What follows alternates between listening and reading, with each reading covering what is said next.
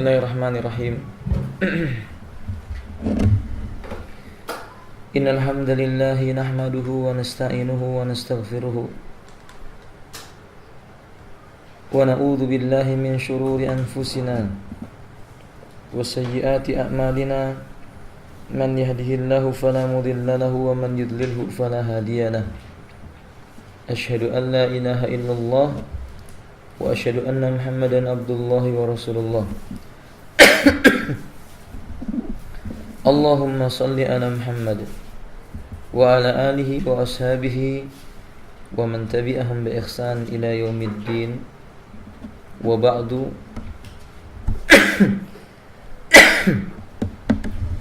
Qala Allah Ta'ala, ya ayyuhalladzina amanu taqullaha haqqa tuqatih wa la tamutunna illa wa antum muslimun. Wa ba'du, fa inna asdaqal hadithi kitabullah wa khairul hadi hadi Muhammadin sallallahu alaihi wa alihi wasallam wa syarrul umuri muhdatsatuha inna kulla muhdatsatin bid'ah wa kulla bid'atin dhalalah wa kulla dhalalatin finnari. Ikhwati rahimani wa rahimakumullah, kita pada malam ini akan membahas akidah, dan pembahasan kita pada hari ini adalah al-aqidah aqidatu ahlus sunnah ala ashabi Muhammadin sallallahu alaihi wasallam. Akidah ahlus sunnah tentang para sahabat Nabi. Assalamualaikum, ahlan ya akhi. Ikhwan fillah rahimanillah, yang pertama adalah fadailus sahabah radhiyallahu anhum. Keutamaan para sahabat radhiyallahu ta'ala anhum. Ikhwati rahimani warahmatullah, bahwa di dalam Al-Quranul Karim Allah telah memuji para sahabat, di mana para sahabat orang-orang yang menemani hidupnya Nabi SAW dalam menyampaikan agama Islam. Sahabat pengertiannya adalah orang yang bertemu dengan Nabi, beriman dengan yang dibawa oleh Nabi, meninggal dunia dalam keadaan seperti dia beriman dengan Nabi dan bertemu dengan Nabi. Jadi ini sahabat. Adapun orang yang bertemu dengan Nabi tidak beriman yang dibawa oleh Nabi, itu bukan sahabat. Atau orang yang bertemu dengan Nabi, beriman dengan Nabi, kemudian dia mati tidak beriman dengan apa yang dibawa oleh Nabi, itu juga bukan sahabat. Fahum rijalu haqqan kama wasafahumullah fi kitabih. Mereka adalah lelaki yang sejati, yang disifati oleh Allah Subhanahu wa ta'ala dengan kebenaran dalam diri mereka itu. Allah mengatakan, minal mu'minina rijalun sadaku ma'ahadullah alaihi, dalam surah Al-Ahzab ayat 22-23. Di antara orang yang beriman itu ada lelaki-lelaki yang mereka membenarkan apa yang dijanjikan oleh Allah kepada mereka. Maksudnya, mereka adalah lelaki yang percaya apa saja yang datang dari Allah kepada mereka itu dianggap hak oleh mereka. Ashabu Muhammadin sallallahu alaihi wasallam humus shadiqun. Ahlus sunnah meyakini para sahabat Nabi itu orang yang jujur. Kama wasafahumullah fi kitabih, seperti yang Allah sifatkan dalam kitabnya. Innamal mu'minuna alladzina amanu billahi wa rasulih. Sesungguhnya orang yang beriman itu adalah orang-orang yang mereka beriman terhadap Allah dan Rasulnya. Summa lam yartabu, kemudian mereka tidak ragu-ragu. Wajahadu bi amwalihim wa anfusihim, dan mereka adalah orang yang berperang dengan harta mereka dan jiwa mereka fi sabilillah, di jalannya Allah. Ulaika humus shadiqun, mereka itulah orang-orang yang jujur keimanannya. Yakni kata Imam At-Tabari, muwafiqu ma kharaja min lisanihi wa bima fi qalbihi, cocok antara yang diucapkan dengan yang tersembunyi di dalam dadanya. Jadi tidak ada para sahabat yang pendusta, tidak ada. Barang siapa mereka menuduh para sahabat itu pendusta, mereka tidak percaya dengan firman Allah Subhanahu wa taala dalam surah Al-Hujurat ayat yang ke-15 ini. Di ayat yang lainnya Allah mengatakan dalam surah Al-Hasr ayat yang ke-8, lil fuqara'il muhajirin alladziina ukhriju min diyarihim wa amwalihim yabtaghuna fadlan minallahi wa ridwana wa yansuruna Allaha wa rasulahu ulaika humus shadiqun. Bagi orang-orang fakir dari kalangan muhajirin. Siapa muhajirin, ya kawan? Sahabat. Orang-orang yang mereka dikeluarkan dari negeri mereka dan harta mereka semata-mata mencari fadlan, karunia yang datang dari Allah, waridwanan, dan keredoannya Allah Ta'ala. Wa yansuruna Allah, dan mereka menolong Allah, maksudnya menolong agama Allah. Wa rasulahu, dan menolong Rasulnya Allah. Ulaika humus shadiqun, mereka itu adalah orang-orang yang jujur keimanannya. Termasuk muhajirin siapa, ya kawan? Termasuk muhajirin siapa? Abu Bakar, Umar, kemudian Utsman, kemudian Ali. Ini orang-orang muhajirin. Allah katakan humus shadiqun, mereka adalah orang-orang yang jujur keimanannya. Ibadallah, kata beliau, wahai hamba Allah, ingatlah, farijal ladina sadaqum ashabu Muhammadin sallallahu alaihi wasallam. Lelaki-lelaki yang memang jujur keimanannya, mereka adalah sahabat-sahabat Nabi. Mereka jujur terhadap Nabi. Mereka jujur terhadap apa yang diturunkan oleh Allah. Mereka jujur menemani Rasulullah. Mereka jujur terhadap diri mereka. Mereka juga jujur terhadap orang lain, kepada manusia. Ashabu Muhammadin sallallahu alaihi wasallam yatazaw bil Islam. Para sahabat Nabi itu mulia dan merasa mulia karena berpegang dengan Islam. Fa'azzahumullah bil Islam. Mereka memuliakan Islam, maka Allah muliakan mereka.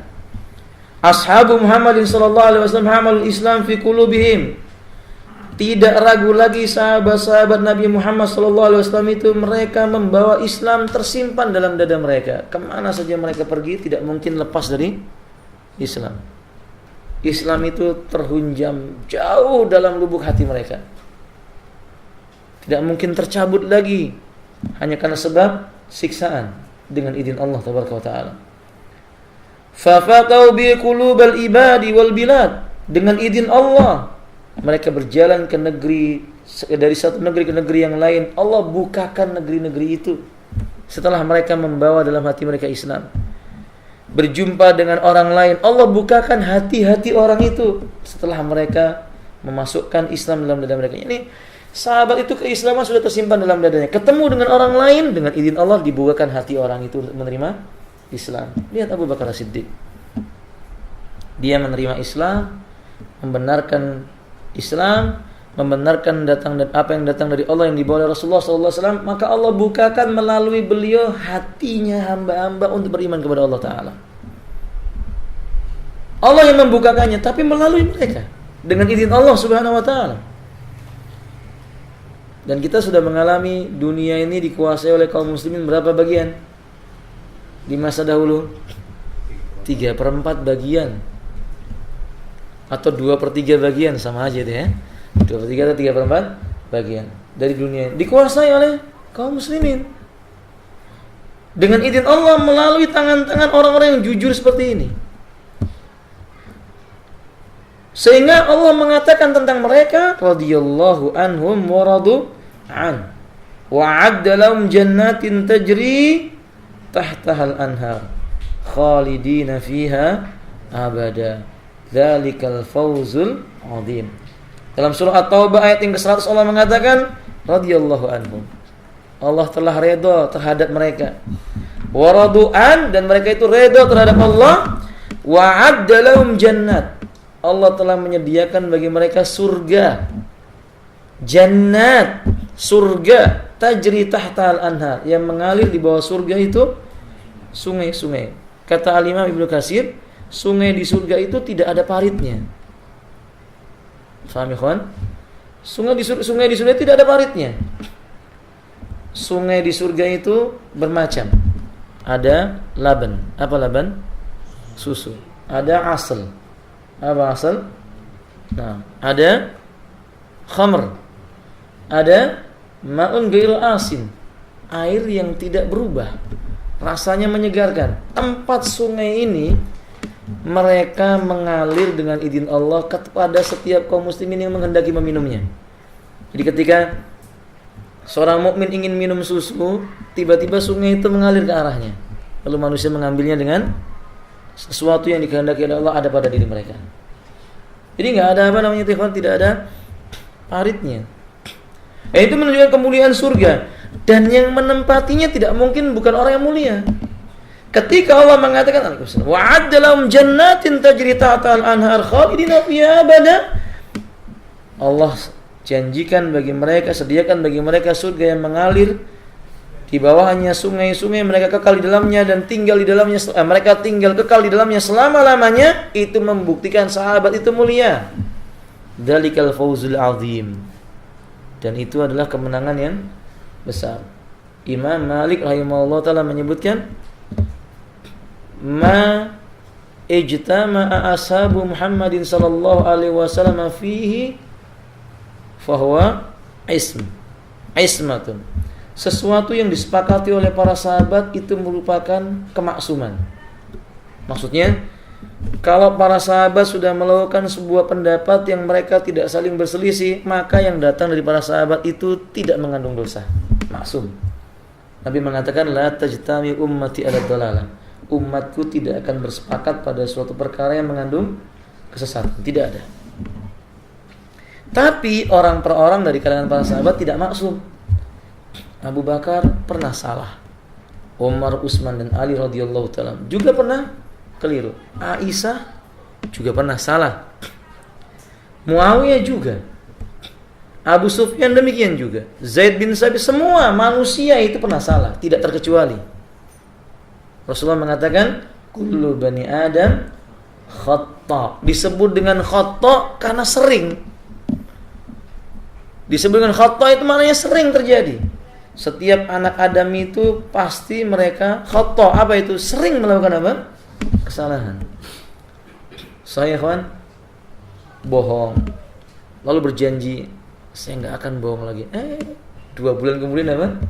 Bohong lagi. Ini manusia, namanya khata', suka melakukan apa? Kekeliruan atau dosa-dosa. Dan juga manusia juga mengalami lupa dan semisalnya. Nah, para sahabat seperti itu, bukan orang yang maksum. Tapi apa yang datang dari para sahabat dan mereka tidak berselisih, itu hukumnya maksum. Hukumnya yang datang dari para sahabat dan mereka tidak berselisih itu selamat dari kesesatan. Enggak mungkin sesat. Apa contohnya? Para sahabat sepakat kiblat kaum muslimin di mana? Kiblat kaum muslimin di mana? Makkah atau Ka'bah? Ka'bah atau Masjidil Haram? Masjidil Haram atau Satrul Masjidil Haram? Ayo yang mana, Ikhwan? Antum kalau salat menghadap ke mana? Ka'bah atau kiblat? Sudah mulai bingung antum ini. Baru soalnya salat menghadap mana udah bingung. Gimana, Pak? Salat menghadap mana, Pak? Kiblat. Kiblatnya kaum muslimin di mana? Ka'bah. Nah, kalau kita salat apakah wajib menghadap Ka'bah? Menghadap kiblat. Makanya kita kalau salat enggak melingkar. Kalau salat apa? Lurus, kecuali di mana? Di Masjidil Haram baru melingkar. Makanya kalau sholat menghadap apa? Satrul Masjidil Haram, arah garis lurusnya Masjidil Haram. Itu sepakat para sahabat, tidak berselisih. Maka itu bagian daripada apa? Kebenaran, enggak ada kesesatan dalamnya. Seluruh sahabat sepakat Nabi terakhir siapa? Muhammad sallallahu alaihi wasallam. Tidak ada perbedaan pendapat di antara mereka. Tidak ada yang mengatakan setelah Nabi Muhammad ada lagi Nabi, nggak ada. Berarti kesepakatan sahabat itu benar. Nah, yang menyelisih kesepakatan sahabat pasti sesat. Ahmadiyah misalnya, yang berpendapat ada Nabi sesudah Rasulullah SAW, sesat. Ini sesat. Wallahu a'lam bishawab. Kemudian kata beliau selanjutnya, walladhi dafa'ani li hadisi an ashabi Rasulillah sallallahu alaihi wasallam umur al-amr al-awwal an ashab Rasulillah hum khairun nasi ba'dal anbiya wal mursalin. Kalau kita memperhatikan ayat hadis-hadis Nabi yang banyak, kita akan mendapatkan beberapa kesimpulan. Satu, sahabat Rasulullah itu sebaik-baik manusia. Manusia paling baik setelah para nabi dan rasul adalah sahabat. Jadi manusia itu punya tingkatan-tingkatan. Nah, yang paling baik dari kalangan manusia itu setelah nabi dan rasul adalah para sahabat. Jika ada orang lancang sama sahabat, siapa mereka? Karena ada orang yang berani berkata, hum rijal, nahnu rijal. Hum rijal, nahnu rijal, katanya. Seperti siapa? Ulil absar. Tahu ulil absar? Siapa ulil absar? Sebagian ustaz enggak mau manggil ulil absar. Sebagian mereka menyebutnya ulil a'ma. Karena a'ma itu artinya buta. Absar itu artinya melihat. Diganti yang punya kebutaan, bukan yang punya apa? Penglihatan. Nah, dia pernah berkata, sahabat itu kan manusia. Saya juga manusia, kata dia. Siapa Abu Bakar, siapa saya, sama aja. Coba lihat. La haula wala quwwata illa billah. Ya ikhwan. Ya kalau dia berkata siapa Abu Bakar, siapa dia, ya Abu Bakar itu ibarat langit, sedangkan dia ibarat apa? Sumur. Bukan bumi, sumur digali lagi. Sumurnya sumur. Begitu. Ya enggak ada apa-apanya. Enggak boleh manusia bersikap lancang. Lihat Allah Subhanahu wa taala memuji mereka. Kuntum khaira ummatin ukhrijat linnasi. Kalian adalah manusia terbaik. Umat itu maknanya banyak. Salah satu makna umat itu sekumpulan manusia. Kalian adalah umat terbaik yang dikeluarkan kepada manusia. Ayat ini turun kepada siapa? Nabi. Di sekeliling Nabi siapa? Sahabat. Berarti khitabnya kepada siapa? Khitab itu artinya arah pembicaranya ditujukan kepada siapa? Kalian di situ siapa? Pada asalnya sahabat. Walaupun seluruh ahli tafsir mayoritas ahli tafsir mengatakan ini umum bagi seluruh kaum muslimin. Tapi kaum muslimin yang pertama kali siapa? Ya sahabat Nabi. Kaum muslimin yang pertama kali adalah sahabat Nabi. Makanya Allah mengatakan kuntum khaira ummah. Kalian adalah umat terbaik. Ukhrijat linnas, yang dikeluarkan kepada manusia. Ta'muruna bil ma'ruf, sifatnya disebut oleh Allah. Memerintahkan kepada yang ma'ruf. Wa tanhauna 'anil munkar, dan kalian mencegah dari perbuatan yang itu sudah dilaksanakan oleh para sahabat. Sudah. Sahabat itu sudah amar ma'ruf, sahabat itu sudah nahi munkar. Coba lihat sejarah para sahabat. Mereka sudah melaksanakan Islam ini seperti yang dilaksanakan oleh Nabi, tidak kurang sejengkal pun dan tidak melebihi satu hasta pun, sejengkal pun, sedikit pun apa yang dilakukan Nabi. Pas. Apa yang dilakukan oleh Nabi, ya mereka lakukan. Apa yang ditinggalkan oleh Nabi, ya mereka tinggalkan. Islam itu ya mereka itu gambarannya. Sampai Allah turunkan ayat yang berbunyi al-yauma akmaltu lakum dinakum. Pada hari ini telah aku sempurnakan bagi kalian agama kalian. Mereka sudah pantas menerima Islam ini dan mereka sanggup melaksanakannya sesuai dengan yang diinginkan oleh Allah Tabaraka wa Ta'ala. Nah, sekarang kita lihat orang di zaman sekarang, mana yang amar ma'ruf nahi munkar? Bisa dihitung dengan jari. Saya ikhwan, kita saja naik angkot misalnya, ada orang merokok, berani nggak kita tegur? Hah? Pak, tolong rokoknya dimatikan. Minimal berkata, saya nggak kuat dengan apa? Asap rokok Anda. Ada juga gimana ya, ikhwan? Pegang-pegang hidung, lirik-lirik, gitu ya. Tapi nggak berani apa? Nggak berani meramar ma'ruf nahi munkar. Para sahabat lihat. Para sahabat itu orang-orang yang melihat kemungkaran nggak akan diam. Akan diubah dengan tangan mereka. Kalau nggak sanggup dengan lisan mereka. Kalau nggak sanggup ditinggalkan mereka itu. Ini dibuktikan oleh Abu Bakar, Umar, Utsman, Ali bin Abi Thalib. Pernah beliau duduk dalam sebuah majelis. Orang yang berkhutbah itu nggak tahu. Orang yang berkhutbah itu nggak tahu. Dia berkhutbah menyampaikan suatu perkataan, katanya dari Ali. Begitu orang itu belum selesai di atas khutbah mimbarnya, Ali berdiri sambil berkata, "Ma ra'aitu akhbasul khutbati illa khutbatukal an." Saya tidak pernah melihat khutbah paling jelek ya khutbah kamu ini. Melainkan khutbah kamu ini, kata Ali. Kita kira-kira berani begitu nggak, Pak? Ada orang khutbah di atas mimbar lalu bawa hadis dhaif, kita mengatakan, "Saya nggak pernah lihat orang paling sering bawakan hadis dhaif kecuali kamu." Pernah nggak, Pak? Enggak pernah. Sahabat pernah melakukan itu. Sahabat menegur, berani. Umar bin Khattab mendatangi pemuda kumpul-kumpul di pinggir jalan, orang-orang masih muda lagi, Quraisy. Umar enggak berbuat apa-apa, cuma berkata, "Pukul saya." Itu aja mereka sudah ragu-ragu. Ini kumpul-kumpul enggak manfaat, didatangi oleh Umar, "Pukul saya." Seperti kalian memukul Bilal. Kata Umar, masing-masing dapat jatah 1 pukulan, 10 orang. Berarti 10 kali. Lengkap semua sudah mukul Umar. Kata Umar, "Sekarang gantian saya." Sudah bubar semua. Baru bilang sekarang gantian semua, sudah apa? Takut. Ini Umar bin Khattab. Nah, saudara kaum muslimin rahimani wa rahimakumullah. Makanya Allah mengatakan mereka sebaik-baik manusia. Ibnu Abbas berkata tentang ayat yang kita baca tadi itu, ta'muruna bil ma'ruf wa tanhauna 'anil munkar wa tu'minuna billah. Dan kalian orang yang benar-benar beriman kepada Allah, walau amana ahlul kitab. Dan seandainya ahlul kitab itu beriman, lakana khairal lahum, niscaya itu lebih baik bagi mereka, minhumul mu'minun. Tapi ahlul kitab itu diantaranya ada yang beriman, wa aksaruhum al-fasikun. Sayang kebanyakan mereka itu yang fasik. Fasik di sini artinya kafir. Kata Ibnu Abbas, humul ladina hajaru ma'a Rasulillah sallallahu alaihi wasallam min Makkah ila al-Madinah. Yang Allah katakan kuntum khaira ummatin ukhrijat linnas. Kata Ibnu Abbas radhiyallahu anhu, mereka adalah orang-orang yang keluar dari Makkah menuju Madinah untuk berhijrah. Mereka orang yang keluar bersama Rasulullah dari Makkah menuju Madinah untuk berhijrah. Hijrah itu amal yang mulia.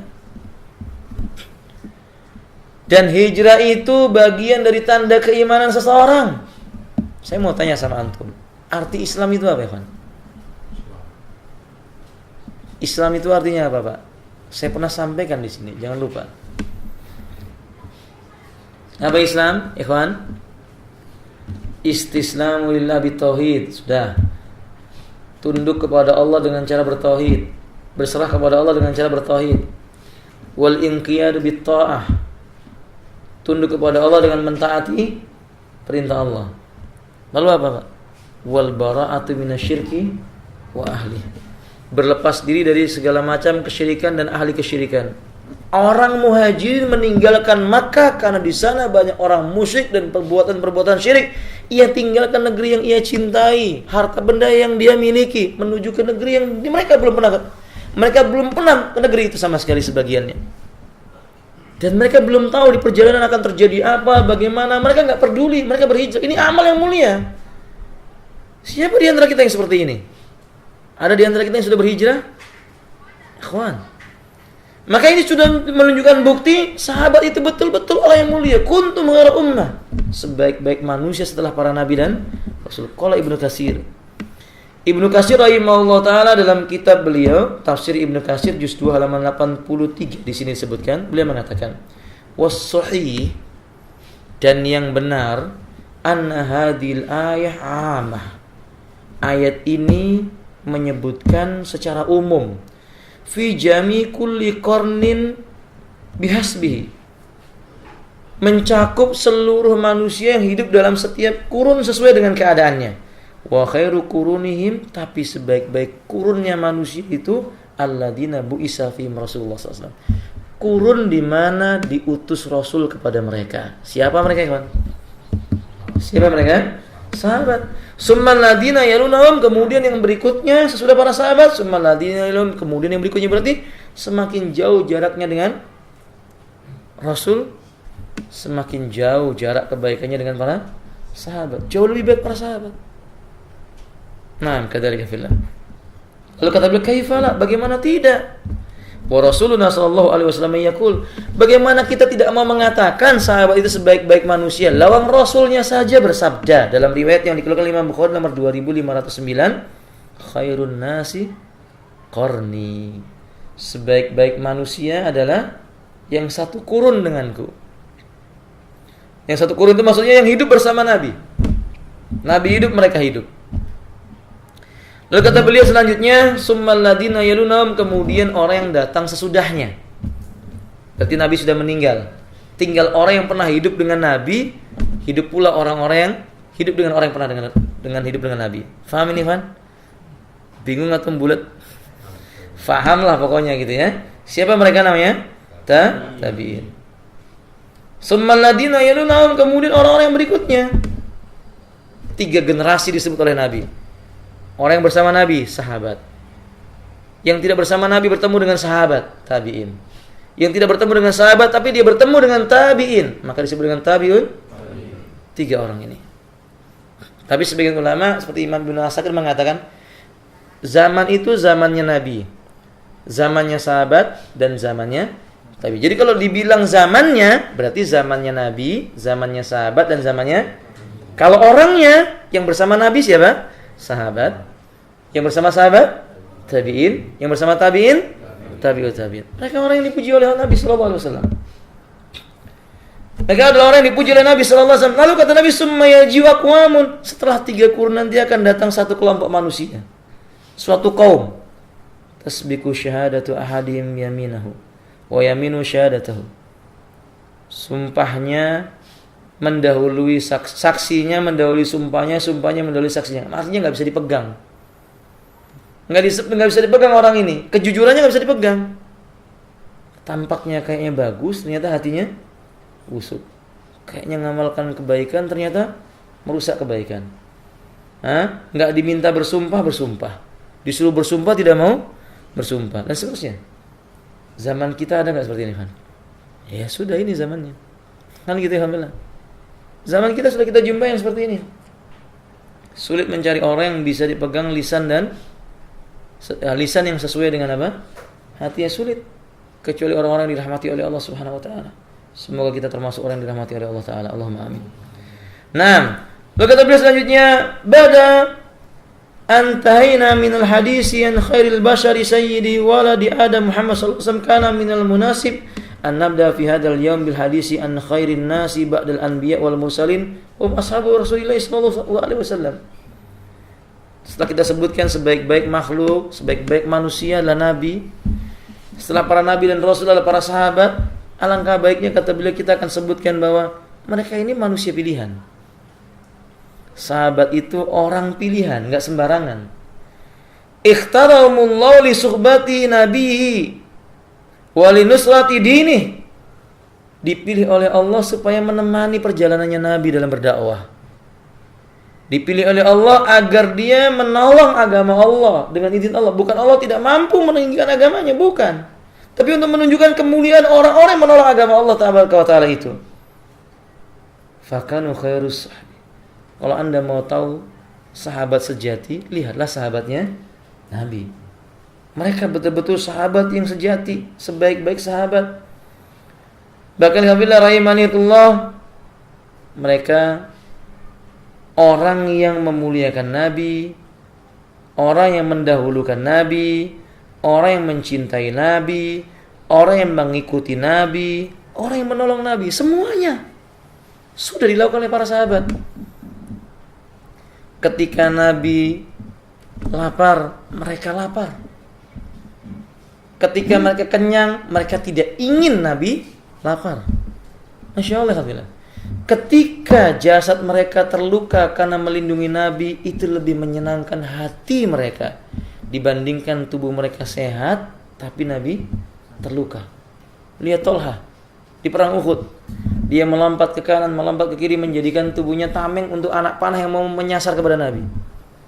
Sampai Tolha mengatakan, luka yang menempel di tubuh ini lebih aku sukai daripada luka yang mengenai siapa? Rasulullah sallallahu alaihi wasallam. Cintanya mereka pada para sahabat, pada Nabi demikian, alhamdulillah. Rahimanillah. Kalau ditanya tentang bagaimana mengikuti Nabi, jangan ditanya, semua para sahabat itu mengikuti Nabi. Sampai Abu Bakar As-Siddiq mengatakan, saya khawatir bila ada suatu perkara yang datang dari Nabi dan aku mengetahuinya, kemudian aku tidak mengamalkannya, kalau Allah turunkan untukku hujan batu. Saking takutnya mereka tidak mengikuti sunnahnya Nabi, mereka takut ditimpa apa? Hujan batu. Berarti seolah-olah ini ada isyarat, apa saja yang diucapkan dan dilakukan oleh Nabi, sahabat itu mengamalkan sebatas kemampuan mereka. Dalam riwayat Imam Bukhari, suatu ketika di pagi hari Nabi bertanya ketika berkumpul dengan sahabatnya, siapa yang hari ini telah bersedekah? Semua diam. Lalu berkata seorang lelaki, ana ya Rasulullah, saya. Kemudian Nabi berkata lagi, siapa di pagi hari ini yang telah mengerjakan salat 2 rakaat? Maksudnya salat apa? Duha. Semua diam. Lalu laki-laki yang tadi berkata, saya ya Rasulullah. Kemudian Nabi bertanya lagi, siapa di hari ini yang sudah mengucapkan dan menebarkan salam kepada tetangganya? Semua diam. Lalu laki ini berkata, saya ya Rasulullah. Laki-laki yang sama. Dalam riwayat yang lainnya, Nabi bertanya, siapa di antara kalian yang sudah menjenguk orang sakit hari ini? Semua diam. Laki-laki itu berkata, saya ya Rasulullah. Ditanya lagi oleh Nabi, siapa yang pada hari ini sudah menyolatkan jenazah? Semua diam.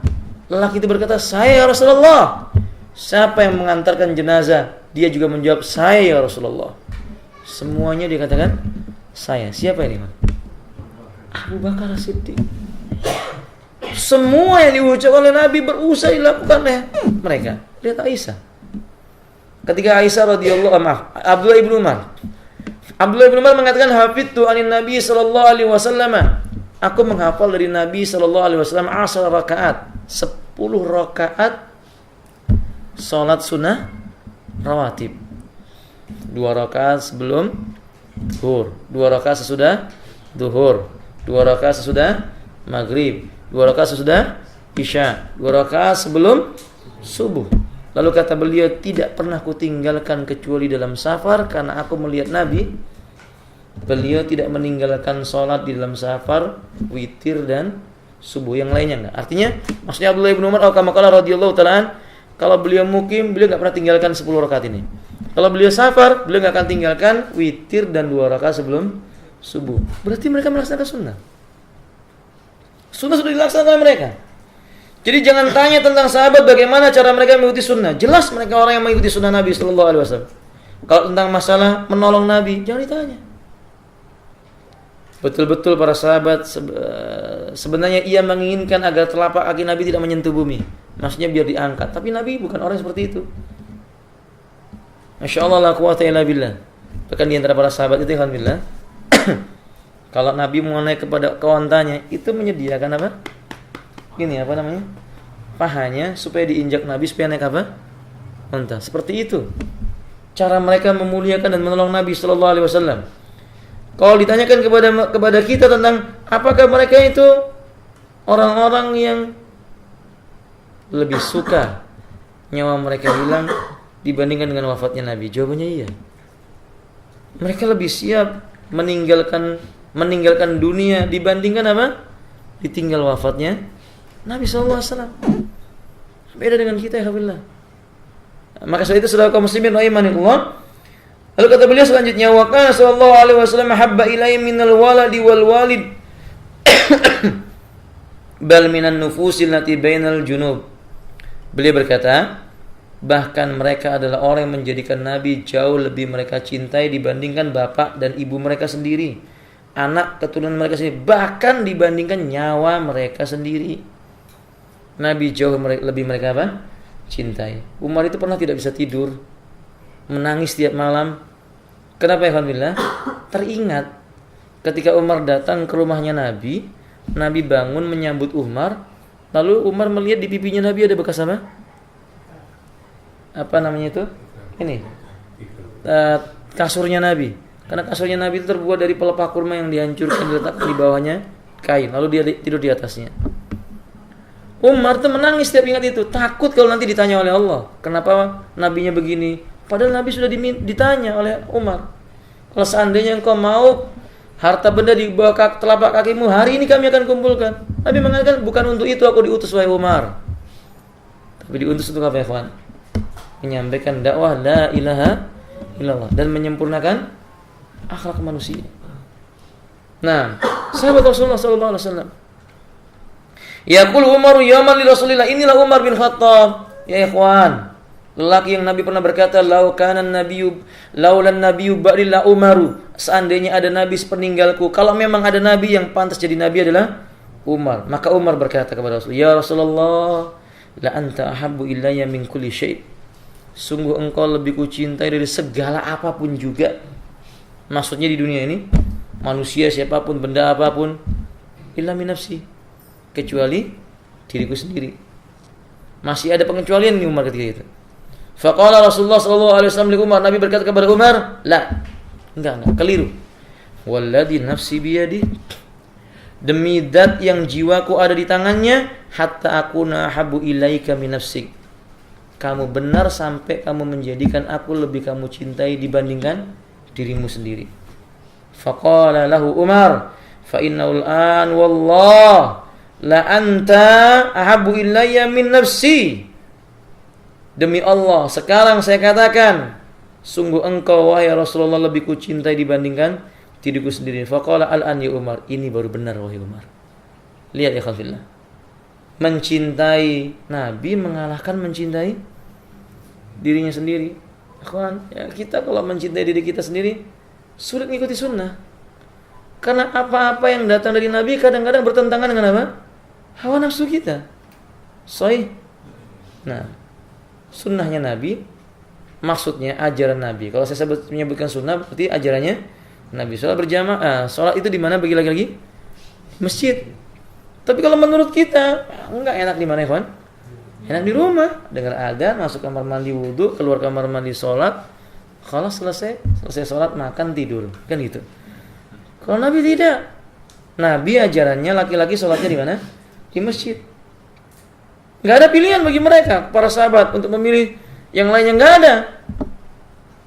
Kalau Allah Subhanahu wa taala telah menetapkan kepada mereka, fala wa rabbika la yu'minuna hatta yuhaqqimuka fi ma shajara bainahum tsumma la yajidu fi anfusihim harajan mimma qadaita wa yusallimu taslima. Demi Rabbmu wahai Muhammad, mereka tidak dikatakan beriman sampai mereka menjadikan engkau sebagai hakim yang memutuskan perselisihan di antara mereka, lalu mereka tidak menjumpai dalam hati mereka itu ada ghil atas apa yang kamu tetapkan, mereka itu menerimanya.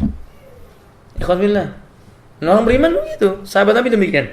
Lalu kata beliau selanjutnya, ikhwan billah rahimanillah, kaifala, bagaimana tidak? Wan Nabi sallallahu alaihi wasallam yaqulu lahum, bagaimana tidak? Lawang nabinya berkata kepada mereka sahabatnya, la yu'minu ahadukum hatta akuna habba ilayya min walidi wa waladi wan nasi ajmain. Tidak beriman seorang di antara kalian sehingga dia menjadikan aku, yaitu Nabi, lebih ia cintai dibandingkan orang tuanya, anak keturunannya, di sini waladnya laki-laki, dan juga semua manusia yang ada. Syarat iman itu ternyata kita harus lebih cinta kepada siapa? Nabi dibandingkan kepada apa yang datang dari diri kita sendiri. Alhamdulillah. Cinta kepada Nabi. Lihat Abdullah ibn Umar. Ketika lewat di hadapan Nabi, lalu dia berkata, Rasulullah SAW, ya Abdullah irfa' sawabak. Abdullah, angkat celanamu. Apa kemudian Abdullah berkata, saya senang yang begini ya Rasulullah? Enggak.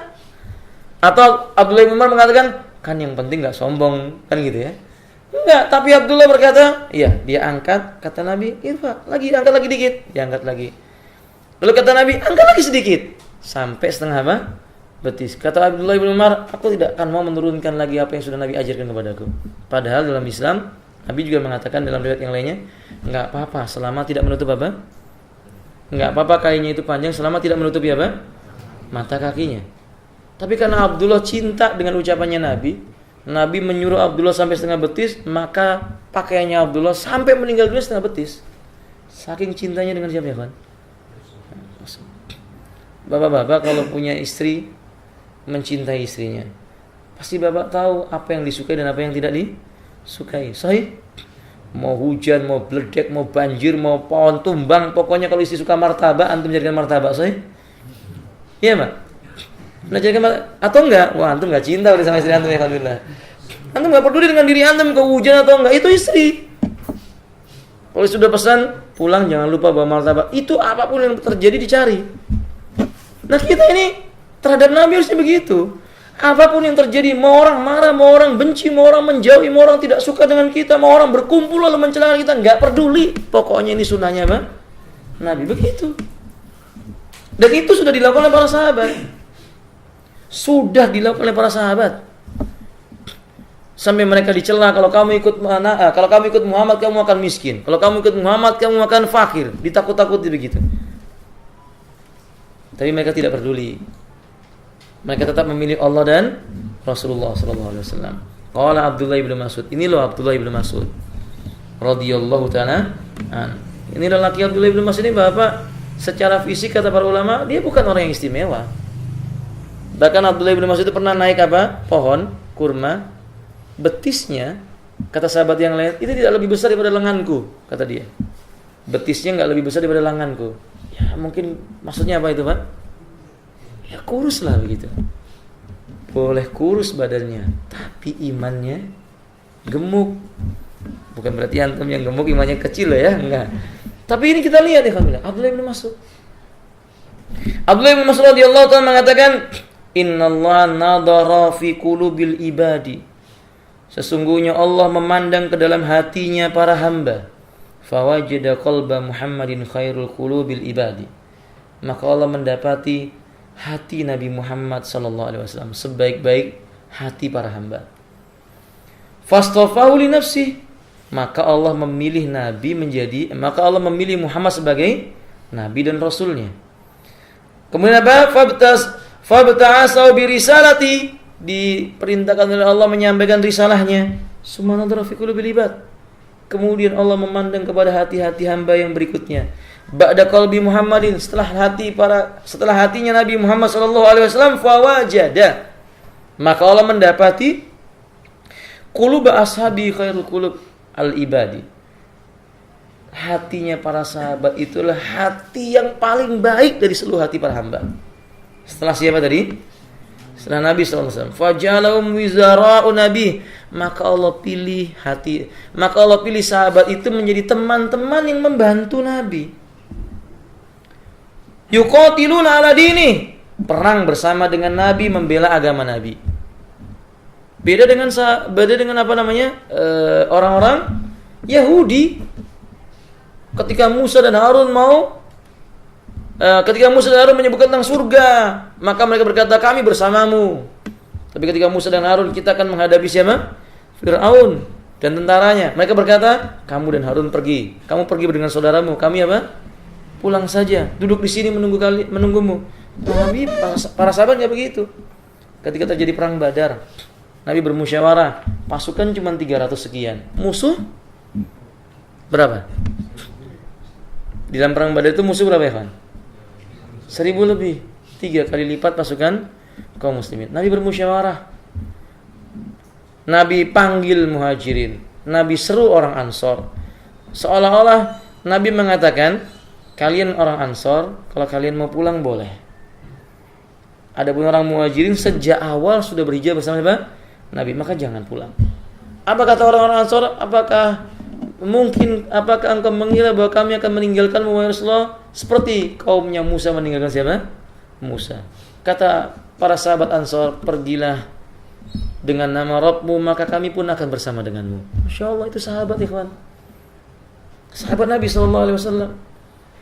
Yang gak ada orang sekarang yang bisa seperti ini, gak ada. Adakah orang yang pada zaman sekarang punya teman dekat, lalu dia temannya ngantuk, tertidur di sebuah tempat, ada lubang, lalu dia tutup lubangnya dengan jarinya dengan harapan supaya gak keluar karena jengking menyengat temannya? Ada seperti ini kita, Ikhwan? Ya, jangankan teman, kita kan punya istri, Ikhwan ya, punya anak di rumah, ular masuk rumah, istrinya bilang, "Bi, ular!" Wah, teriak juga dia. Lari dia pergi, Umi saja, coba lihat. Atau panggil apa? Satpam, suruh apa? Begitu, mungkin demikian. Atau minimal seharusnya kan dia itu melindungi istrinya. Tidak. Coba kalau para sahabat bagaimana Abu Bakar? Bagaimana Abu Bakar Siddiq? Beliau tahu ada lubang, beliau enggak mengatakan kepada Nabi itu lubang. Disumpel pakai apa ya, kawan? Jempol kakinya. Sampai Abu Bakar menangis, meneteskan air matanya gara-gara menahan apa? Pedihnya sengatan. Karena menahan pedihnya sengatan itu dia tahan sampai keluar air matanya, supaya disembunyikan rasa sakitnya itu. Masya Allah, la quwwata illa billah. Saudara kaum muslimin, benar-benar ucapan Abdullah bin Mas'ud benar, hak. Sahabat itu dipilih untuk berperang bersama Nabi. Fama ra'al muslimuna hasanan, maka kata beliau, apa saja yang dipandang oleh kaum muslimin sebagai sebuah kebaikan. Siapa kaum muslimin di sini? Sahabat Nabi. Kalau para sahabat sepakat ini baik, fahuwa indallahi hasan, maka di sisi Allah itu adalah baik. Wa ma ra'ahu sayyi'an fahuwa indallahi sayyi. Tapi apa yang dipandang oleh para sahabat jelek, maka di sisi Allah itu pasti apa?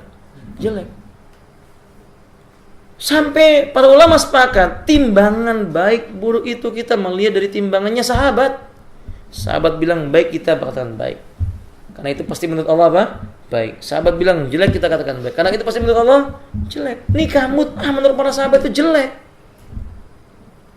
maka pasti di sisi Allah merupakan apa? Kejelekan. Tahu mut'ah ya kawan? Apa mut'ah? Kawin kontrak.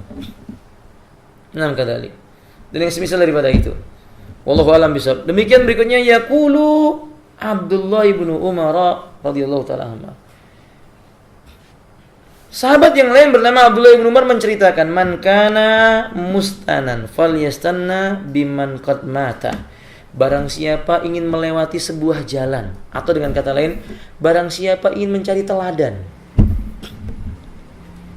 Qudwah, teladan, mustanan, seseorang yang ingin disandarkan perbuatannya dengan mengikuti orang tersebut. Barang siapa ingin menempuh sebuah jalan, barang siapa ingin mencari teladan, carilah teladan orang yang sudah mati. Kenapa begitu, Ikhwan? Kenapa kita kalau mau cari teladan itu cari teladan orang yang sudah mati? Ada yang bisa jawab? Kenapa, Ikhwan? Kita kalau mau cari teladan itu orang yang sudah mati. Kenapa? Karena orang sudah mati itu terbukti baik atau enggaknya. Orang yang masih hidup belum tentu, hatinya berbolak-balik. Hari ini kelihatannya baik, tahu-tahu meninggal dunia, su'ul khotimah, na'udzubillah min dzalik. Kalau orang sudah mati, sudah kelihatan ini baik atau enggak. Jadi tinggal kita pilih yang mati dalam keadaan apa? Baik. Sahabat sudah mati atau masih hidup? Sudah mati. Terbukti terpuji atau tidak mereka? Terpuji. Allah yang memuji mereka, Nabi memuji mereka. Umat menyaksikan pujian Allah dan Rasulnya terhadap mereka. Dan mereka sudah meninggal dunia. Nggak mungkin mereka melakukan kesalahan lagi, nggak mungkin. Maka mereka yang pantas kita tempuh jalannya, alhamdulillah. Rahimani itu. Lalu kata beliau, ulaika ashabu Muhammadin. Mereka itulah sahabat-sahabatnya Nabi Muhammad SAW. Kanu khairu hadil ummah. Mereka adalah orang terbaiknya umat ini. Abarruha quluban, hatinya itu paling bagus. Abaru itu maksudnya begini, alhamdulillah. Apa namanya? Ada kebenaran itu enggak pikir panjang. Kalau kita kan dengar sebuah dalil belum tentu langsung dilaksanakan. Sahih? Kita tahu dalil tentang salatul jamaah tafdulu min salatil fardhi. Salat berjamaah lebih utama daripada salat apa? Sendirian. Nah, kita kadang masih mikir, ya lihat-lihat Ustaz, kerja atau enggak, kan begitu. Sahabat enggak, langsung diterima. Itu namanya abaru quluban. Apa saja yang diomong oleh Nabi diterima, enggak ditolak sedikit pun oleh mereka. Tahu perjanjian Hudaybiyah? Ini digunakan oleh orang-orang Syiah untuk mencela para sahabat. Ketika perjanjian Hudaybiyah, Nabi telah melakukan perjanjian, lalu Nabi berkata kepada para sahabat, cukur rambut kalian, karena kita nggak akan sampai kemana? Mekah. Suruh tahallul. Kan tadinya mau ikhram, belum sampai Mekah sudah disuruh cukur. Sahabat nggak ada yang mau cukur. Nggak ada yang mau cukur. Apa kata orang Syiah? Lihat sahabat itu menentang siapa? Nabi. Kita jawab. Kita katakan kepada mereka, siapa yang dia maksud dengan sahabat? Nanti dia akan jawab, Abu Bakar, Umar, Utsman, dan sahabat-sahabat yang lainnya. Kita tanya, memangnya Ali nggak ada di perjanjian Hudaybiyah? Ya kawan, pasti mereka akan menjawab apa? Ya ada, karena memang Ali ikut di perjanjian Hudaybiyah. Memangnya Ali juga tidak mau, memangnya Ali mau mencukur rambutnya?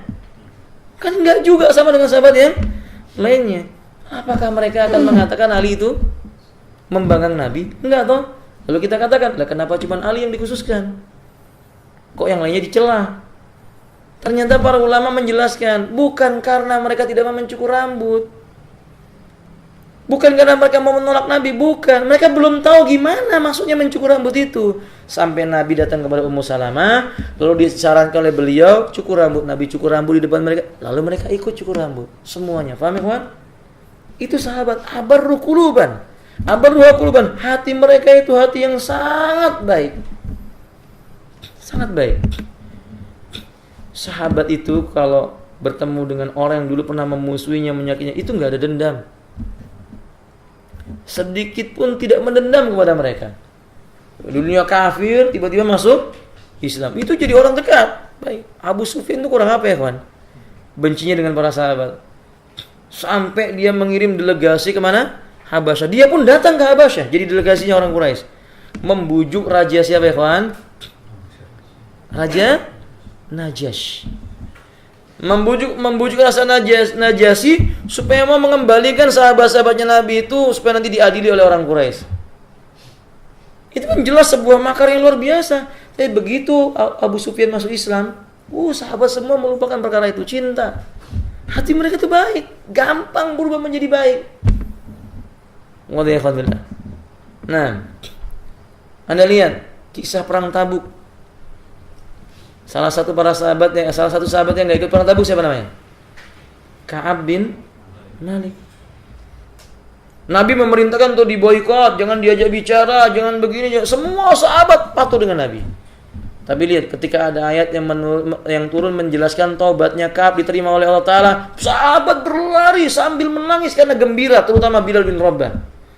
Mengkabarkan kepada Ka'ab bahwa taubatnya diterima oleh Allah. Itu menunjukkan hati mereka itu baik.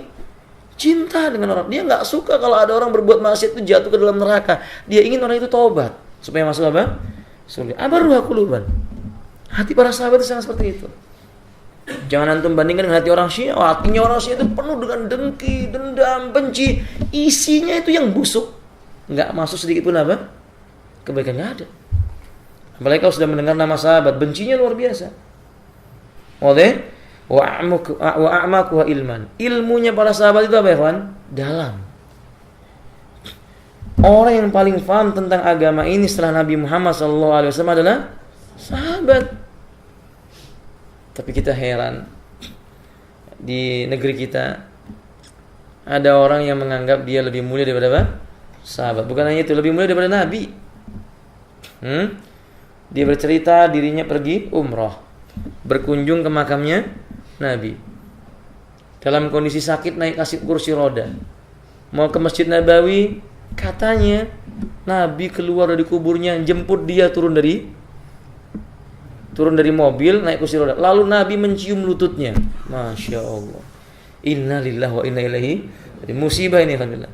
Dia menceritakan bahwa Nabi itu datang lalu mencium lututnya, lalu mengatakan, kalau saya tahu kamu mau ke sini, kami jemput kamu di hotelmu. Masya Allah. Ini kan mengada-ngada ini, alhamdulillah. Siapa orang ini, aneh gitu. Sampai mereka seolah-olah sahabat aja nggak ada yang kayak gitu kawan. Abu Bakar itu kan mertuanya siapa? Rasulullah. Nggak kayak begitu. Usama bin Zaid orang dicintai oleh Rasul. Zaid bin Harisah juga dicintai oleh Nabi SAW. Zaid bin Harisah dicintai oleh Nabi SAW, tapi nggak begitu Nabi memperlakukannya. Nah, makanya salah seorang ustaz kita mengatakan orang Indonesia harus bangga. Kenapa? Karena orang Indonesia punya sahabat Nabi. Orang Indonesia itu ada juga yang jadi sahabatnya Nabi. Dan tadi di awal kan kita sudah jelaskan nih, Pak. Apa itu? Takrif sahabat itu apa? Orang yang bertemu dengan Nabi, beriman dengan Nabi, meninggal dalam keadaan tetap beriman terhadap Nabi. Itu namanya sahabat. Nah, orang yang tadi kan ketemu Nabi. Dia ketemu Nabi, dia beriman dengan Nabi, dan dia katakan dia meninggal dalam dia tetap dalam kondisi tetap beriman dengan Nabi. Berarti kan dia apa, Ikhwan? Sahabat. Tapi kita katakan ini sahabat yang kesasar, yang nggak benar. Sudah habis masa sahabat, sudah habis. Karena Nabi sudah mengatakan khairun nasi qarni. Berarti kurun sahabat sudah nggak ada. Faham, Ikhwan? Itu orang Ngigau. Tapi anehnya orang Kalimantan gitu lah, alhamdulillah. Orang Kalimantan, tokoh lagi di Kalimantan. Masya Allah, la quwwata illa billah. Jadi antum bangga yang jadi orang Kalimantan ya. Punya apa? sahabatnya Nabi sallallahu alaihi wasallam. Atau justru antum berkata innalillahi wa inna ilaihi raji'un. Malu gitu ya, malu. Wallahu taala alam bisawab. Nah, kadzalika. Nah, kemudian ilmunya dalam. Maka tadi kita katakan kalau ulil absar berkata sahabat lelaki saya juga lelaki, ya beda. Beda. Sahabat itu ilmunya dalam. Yang manusia datang belakangan ini ilmunya belum ada apa-apanya. Ya. Wa aqallu wa taqallufan. Dan hatinya para sahabat itu kata beliau, kata Abdullah bin Umar radhiyallahu taala, hati para sahabat itu sedikitnya rasa berengkelnya itu hampir enggak ada. Ada ayat langsung dilakukan, ada perintah Nabi, enggak ada yang namanya bangkang, berengkel, pikir-pikir dulu. Kamu jangan minum khamr. Enggak ada yang berkata, pikir-pikir dulu ya Rasulullah, enggak ada. Ada lelaki yang datang kepada Nabi lalu berkata, "Ya Rasulullah, perintahkan aku semua perintah, larang aku semua larangan, tapi 3 jangan dilarang. 1 minum khamr, 2 berbuat zina, 3 main judi." Jadi memang 3 serangkai ini, Fon. Judi, khamr sama apa? Zina. Ini 3 kesatuan yang sudah dipisahkan. Tapi apakah Nabi kemudian marah dengan orang itu? Enggak. Maka Nabi SAW mengatakan termasuk perkara yang diharamkan oleh Allah adalah judi, khamr, dan zina. Apa kata lelaki itu seketika itu? Demi Allah tidak akan aku lakukan satu pun dari 3 perkara itu. Langsung diterima. Walhamdulillah. Khamr, ketika turun ayat tentang haramnya khamr, langsung dibuang dari tangan mereka. Kalau kita kira-kira gimana? Manusia pada zaman sekarang coba lihat.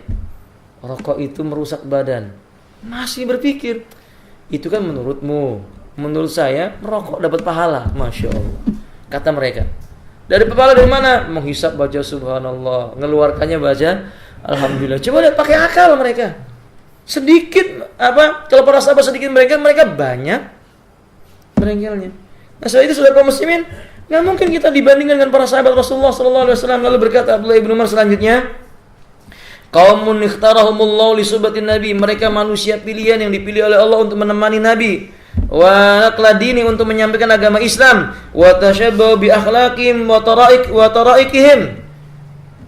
Mereka ini orang yang paling serupa dengan Nabi dari sisi akhlak, dari jalan mereka. Mereka sahabat Muhammad sallallahu alaihi wasallam. Mereka itu kanu al-hadil mustaqim, tidak menyimpang dari jalan yang lurus. Inilah makna firman Allah, ihdinas siratal mustaqim siratal ladzina an'amta alaihim.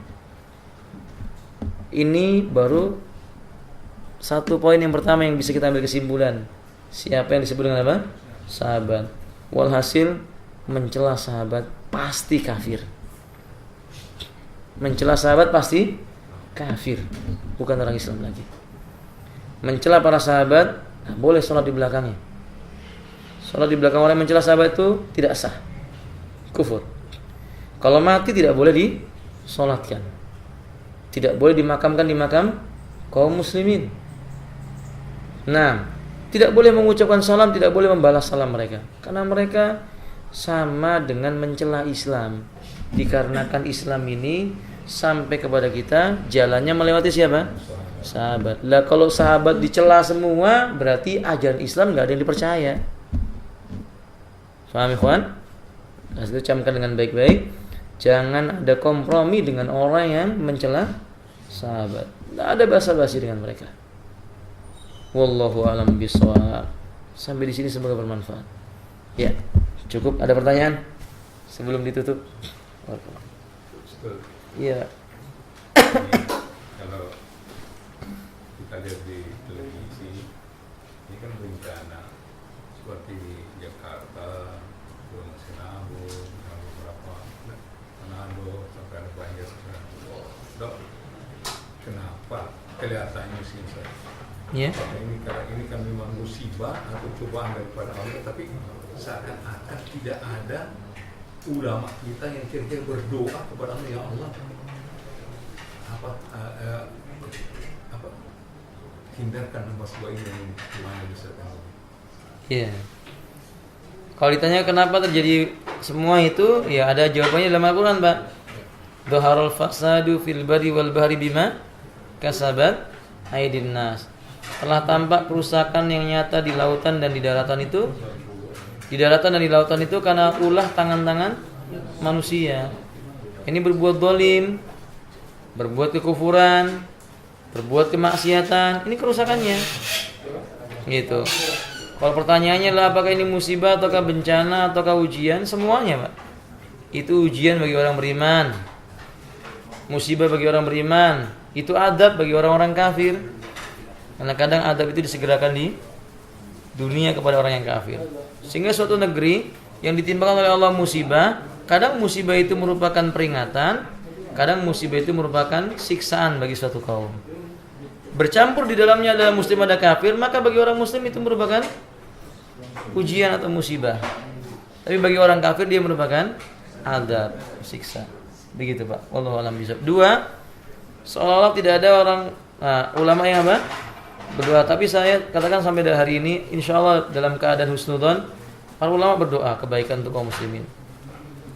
Kita yakin mereka berdoa. Kita pun berdoa kan? Ya Allah, perbaikilah kondisi kami kaum muslimin. Jangan Engkau biarkan kami dalam kondisi dihinakan oleh orang-orang kafirin. Kita selalu doa seperti itu. Insyaallah masih ada orang-orang yang berdoa seperti ini insyaallah. Nah, wallahu a'lam bishawab. Iya.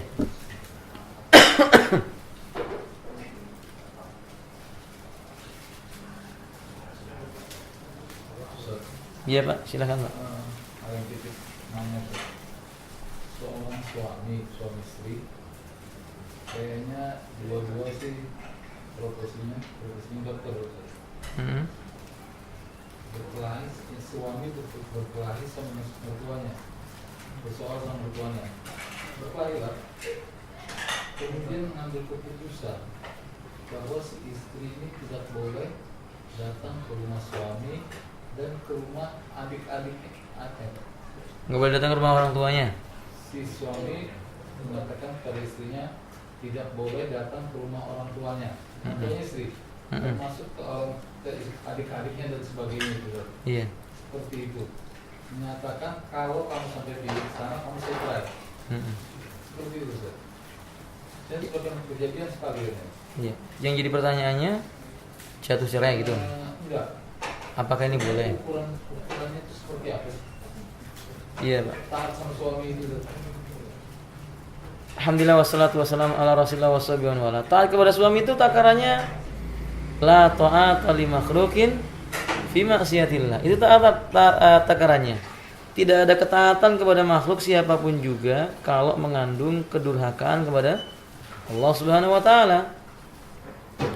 Sekarang kalau suaminya melarang istrinya datang ke rumah orang tuanya harus ada alasannya.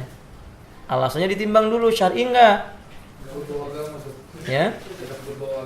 Iya, walaupun tidak berbau agama, maksudnya ditimbang oleh syariat bagaimana gitu loh, Pak. Nanti dilihat dulu timbang syariat. Kalau ternyata ditimbang syariat bahwa apa yang dikatakan oleh suaminya itu hak, dia wajib patuh kepada suaminya. Tapi kalau seandainya yang dikatakan oleh suaminya itu tidak sesuai dengan kebenaran, ya dia harus menasihati suaminya. Ada ancaman dari Allah, man qata'ar rahima qata'allahu yaumal qiyamati anil jannah. Maka Allah SAW, barang siapa memutuskan tali silaturahim, Allah akan putuskan dia dengan surganya Allah Azza wa Jalla. Dinasihati suaminya, justru salah. Seorang anak kemudian diputuskan apa? Ikatan tali silaturahimnya dengan orang tua. Kan kalau datang sekedar memberi makanan, ya boleh. Datang lalu mencium dahinya orang tua lalu berkata semoga Allah diberkahi Anda, boleh. Datang kalau ingin melihat orang tuanya sakit atau enggak, ingin membantunya, boleh. Kenapa dilarang? Berbuat baik dengan orang yang menjadi musuh kita boleh enggak, Pak? Apalagi orang tua. Ya kalau kita ada orang kafir, Nasrani, memusuhi kita, kita berbuat baik kepadanya supaya dia menjadi baik, boleh enggak? Itu dilakukan Nabi.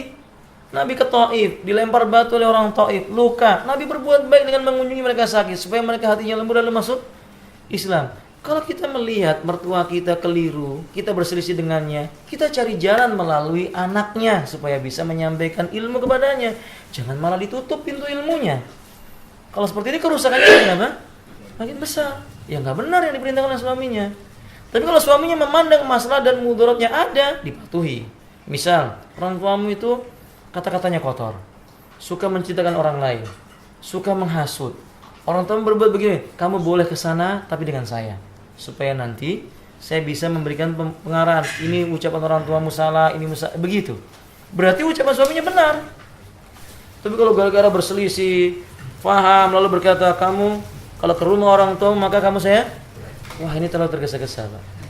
Dan itu memberatkan istrinya. Ad-dinu yusrun, agama ini apa? Mudah. Yassiru wala tu'assiru. Beri kemudahan, jangan dipersulit. Yang bermasalah kan dia dengan orang mertuanya. Kenapa si istri dilarang? Nggak boleh, ini nggak adil namanya. Ini nggak adil. Bahkan kalau bahasa ekstrimnya kata para ulama, ya kalau suami berkata, kalau kamu pergi ke sana kemudian kamu apa? Saya ceraikan, itu tidak lebih besar mudaratnya dibanding seorang berkata, kalau orang tua berkata, kalau kamu nggak ke rumah saya, kamu nggak saya anggap anak lagi. Itu jauh lebih besar mudaratnya. Paham ya, kawan? Nah begitu. Tapi perlu diluruskan yang seperti itu, Pak. Wallahu a'lam bishawab. Tambahan, Pak. Kalau ternyata dia pergi benar, itu jatuh talak, Pak. Kalau ternyata istrinya benar-benar pergi ke rumah orang tuanya, pokoknya kamu kalau ke rumah orang tuamu, injakkan kakimu di rumah orang tuamu, kamu saya, ya, itu jatuh talak sudah. Ya, kalau ternyata dia pergi ke rumah orang tuanya benar tanpa sepengetahuan suaminya, jatuh talak. Nah, wallahu a'lam bishawab. Tergantung dia sudah berapa kali mentalak. Kalau sebelumnya sudah pernah mentalak, berarti itu talak 2. Kalau udah 2 kali mentalak, berarti talak bain sudah. Talak selama tinggal. Niat. Barakallahu fiikum. Iya. Jadi kalau boleh saya sampaikan, Nah, titik ini seperti itu. Kedua-duanya dokter spesialis. na'udzubillah. Jadi Aslahumullah. Semoga Allah memberikan kepada mereka hidayah. Allahumma amin. Nah.